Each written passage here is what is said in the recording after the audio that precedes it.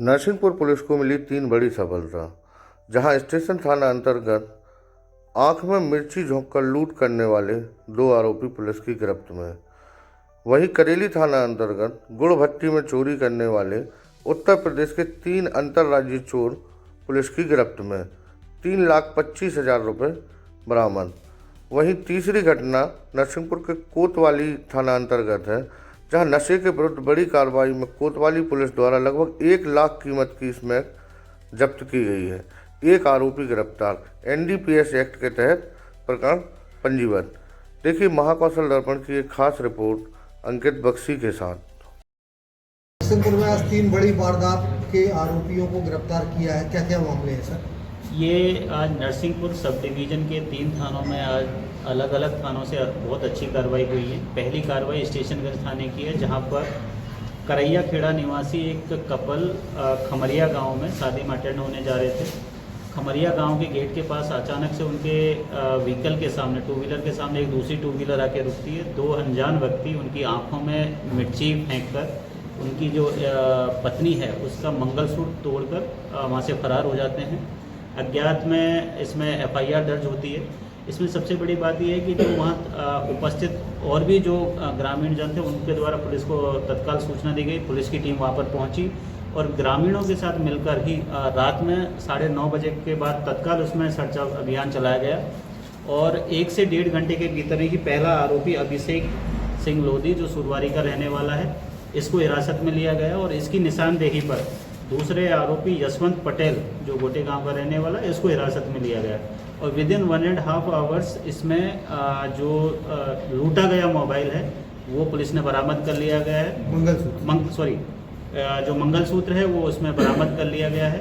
इसमें बड़ी इंटरेस्टिंग बात यह है कि जो अभिषेक सिंह लोधी है, ये NDPS के आरोप में केस में पहले से आरोपी है और कल माननीय न्यायालय में पेशी देने आया था और पेशी से जो लौटते वक्त उसने ये घटना कारित की है।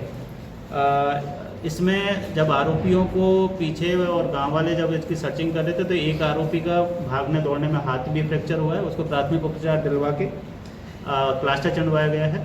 और हमारी इसमें कार्य रहेगी कि न केवल इस अपराध में बल्कि जिस NDPS के केस में वो पेशी देने आया था उसमें भी माननीय न्यायालय के सामने हम अपने सारे तथ्य रखते हैं। इसमें कठोर से कठोर कार्रवाई इसके उनके विरुद्ध सुनिश्चित की जाएगी। और इसी प्रकार दूसरा जो प्रकरण है करेली थाना का रहने वाला अंतर्गत का है। अभी आप सभी को मालूम है कि जो गुड़ भट्टियाँ लगती हैं उनमें हर साल कुछ न कुछ किसी न किसी प्रकार की शिकायतें आती हैं। इसी प्रकार एक मुजफ्फरनगर उत्तर प्रदेश के रहने वाले अनीस खान ने यहाँ पे गुड़ भट्टी लगाई थी। उनकी गुड़ भट्टी से 7.5 लाख रुपए एक रात को चोरी हो गए थे। पुलिस ने अज्ञात में इसमें FIR ली।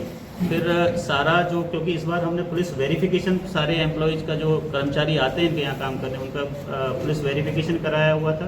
कुछ तकनीकी साक्ष्य इसमें हमने लगातार जुटाए और उसका फ़ायदा ये हुआ कि मुजफ्फरनगर के रहने वाले ही राजा सक्सेना, रजत हरिजन और शिवा उर्फ शिव कुमार हरिजन, इन 3 लोगों को हिरासत में लिए गए, इनसे पूछताछ की गई तो इनसे 3,25,000 के आसपास की रिकवरी हो गई है।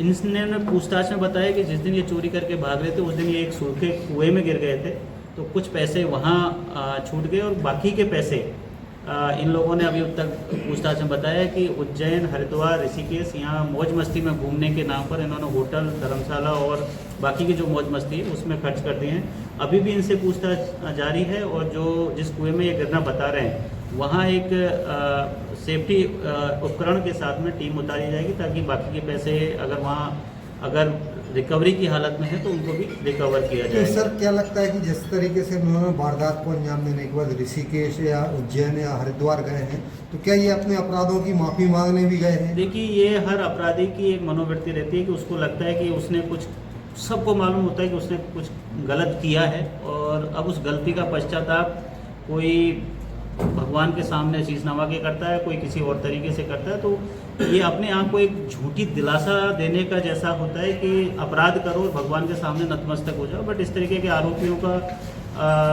कोई धर्म और ईमान नहीं होता, तो इनके खिलाफ भले ये कहीं भी चले गए हों, कानून के सामने आरोपी हैं, आरोपी रहेंगे। इनका क्या मंतव्य था, मौज मस्ती के अलावा इनका और कोई मंतव्य नहीं हो सकता। तो जो भी कानूनी कार्रवाई है इनके खिलाफ भी कठोर कार्रवाई करवाई जाएगी। और तीसरा जो प्रकरण है ये हमारे कोतवाली थाना अंतर्गत